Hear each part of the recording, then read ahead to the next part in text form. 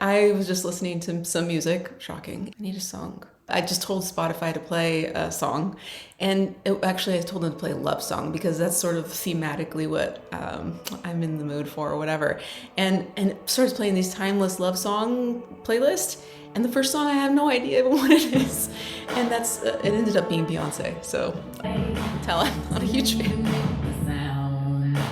Anyway, it worked. It did the trick.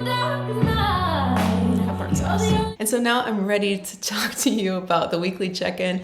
These are just for fun, really, just for connection, to talk to you about some things that have to do with astrology, some books, some music, and just to make more of a connection with you. I hope you're enjoying them. It's a limited series. It's not going to go on forever, but I've been enjoying it, and I hope you have too. Know thyself, the first part today. We've been talking last week about the four mutable signs and how they build a quaternity. And they're square and they're oppositional to each other, but they all kind of have a general theme that is the same, right? They were looking for wisdom. The quaternity concept is what I want to continue today, and we're going to apply that same concept to the houses. Last week was signs, this week houses. Okay. The concept of quaternity for me is relatively new. Like, I know it's something I felt deep inside, like I knew something was there, but it wasn't until I learned about it that it all started to bloom and I started seeing these things everywhere. The Trinity is what sort of usurped the quaternity. The quaternity was basically everything until the Trinity came along. But if you remember from another video, I talked about the cross, and the cross is a quaternity, and there's just something missing. There's something missing there. So quaternity is a group of four, especially in the concept of God, as consisting as four persons. I was in meditation one day when I was going through a lot of this Jung content. Gosh, what a guy. I had this vision of four hands coming from four different directions and making a cross, and they're shaking hands. Now this was the power and the strength, like they were having an agreement with each other, and the center where they met was the most powerful point, was the strongest point. Then I started to think about how that could apply to the four angular houses that build the cross as the foundation of the main themes of life, what emanates from that. The self, your body, that's first house. The fourth house is your psyche and your family. The relationships and partnership is the seventh house. And the 10th house is your outward projection into the world, your mission in life. In any whole sign chart, in your chart, those four houses are going to be ruled by four different elements, four different signs, and they're all going to be of the same type. They'll either be cardinal, they'll be fixed, or they'll be mutable.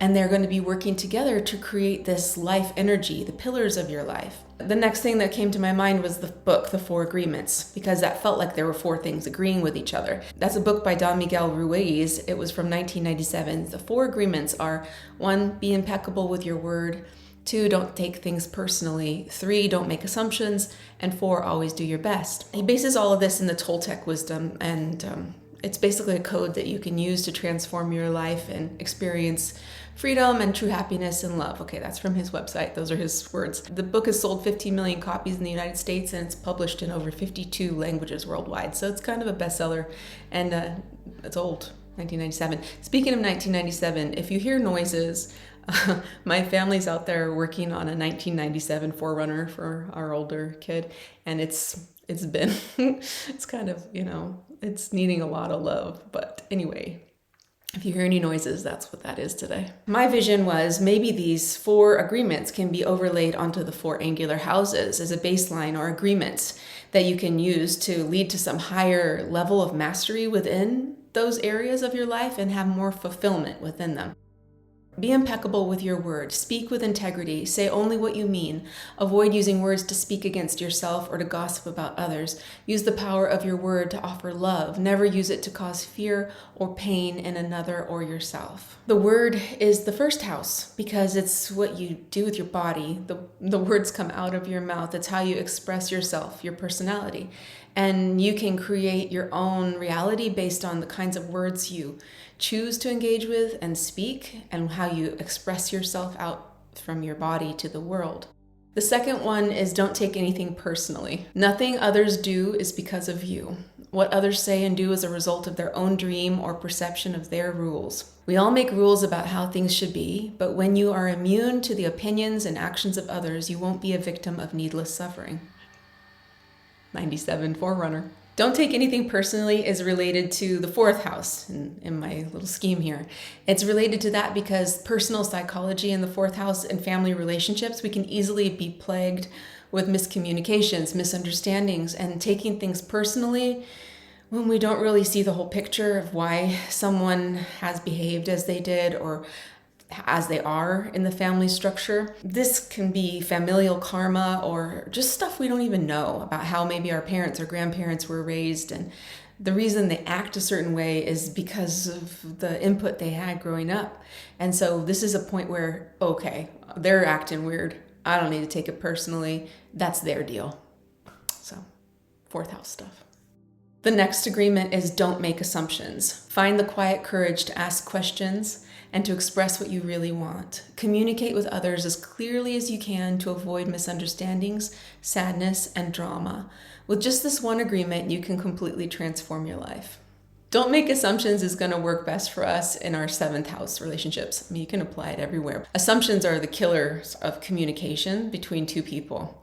And it's like, sometimes it's hard to be courageous. It's courageous. I cannot get over that word courageous. Being courageous and clear in your communication can enhance the direction any partnership goes in the long run, but sometimes it's hard.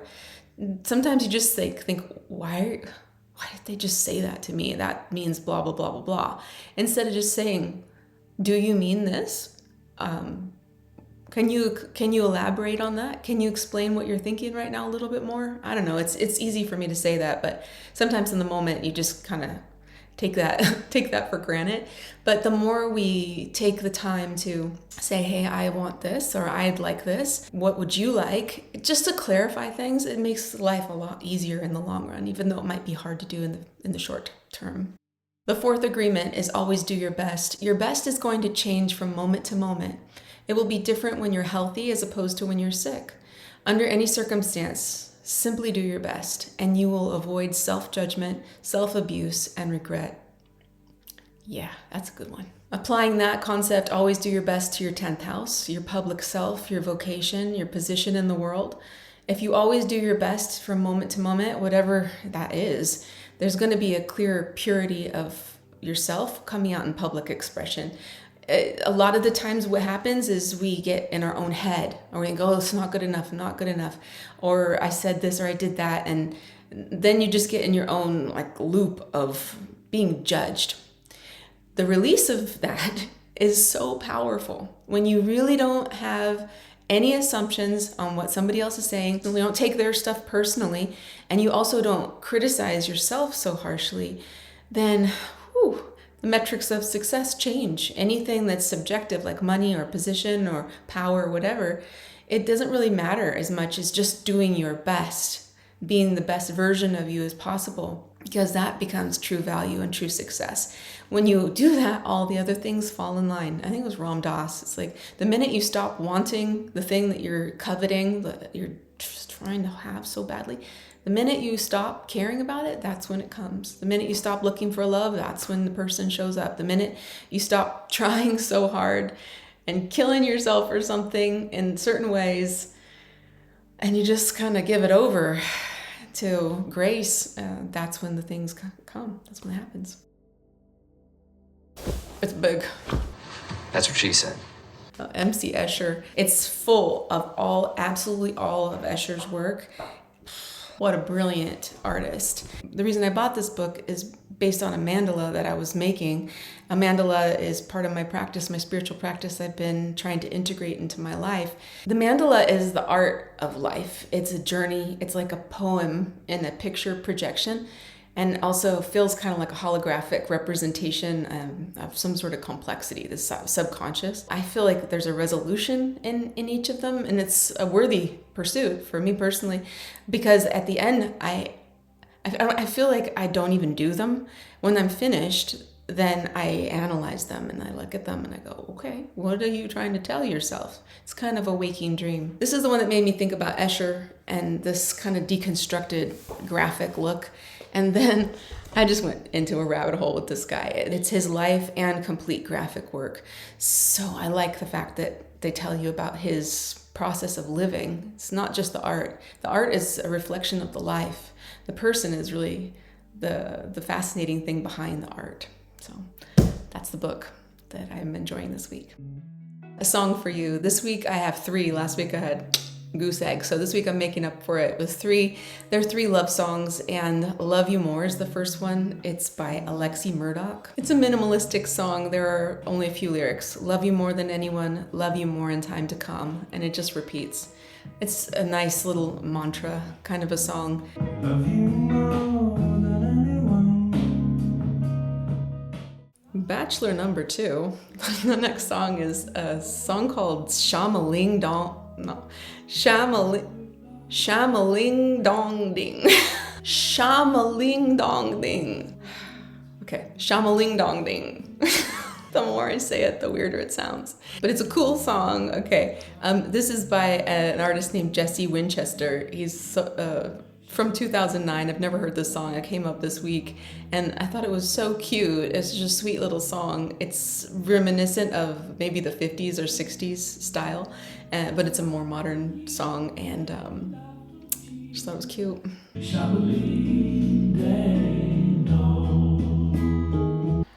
There's the Forerunner again. And the third song is a vintage demo. It's David Bowie's Soul Love. And it's cool to hear the creation of a song. If you know David Bowie songs, if you know the song, you can hear it being born. And he's basically just, it's him and a guitar. And at the end, he talks some about the notes, what he wants. He wants horns and he wants this and that. Anyway, I enjoyed it. Maybe you like it too. Soul Love by David Bowie, demo and spoken word. Moment of specialness. 4th of July, we got this gig, I don't know, out of nowhere. So we're going to play music, my mom and I, and about 6 other people. We're in a band together. And so I went over to her house, and she plays some piano. It's a ukulele band, but she was playing piano, and we were working out a song. So I took a little video of that. That was fun. This will be the day that I die. No, too hard, huh? Of course, I do have my standard kittens, dogs, food, nature moments of specialness. We had dinner with friends a couple times this week, and of course, you know, my family's and all of my moments of specialness, but they don't really want to be shared on YouTube, so I keep it to the stuff that's just things that are special to me in those moments. Right before I came onto this video, I pulled up YouTube real quick and I found there was this trailer for a movie called Here. And I'm kind of looking for a movie to go see in the movie theater with my family because it's kind of fun to go to the movies in the summer. And I'm like, okay, what's this one? It's Tom Hanks and Robin Wright. I'd like you to meet Margaret. Nice to meet you, Margaret. Nice to meet you, Mr. Young.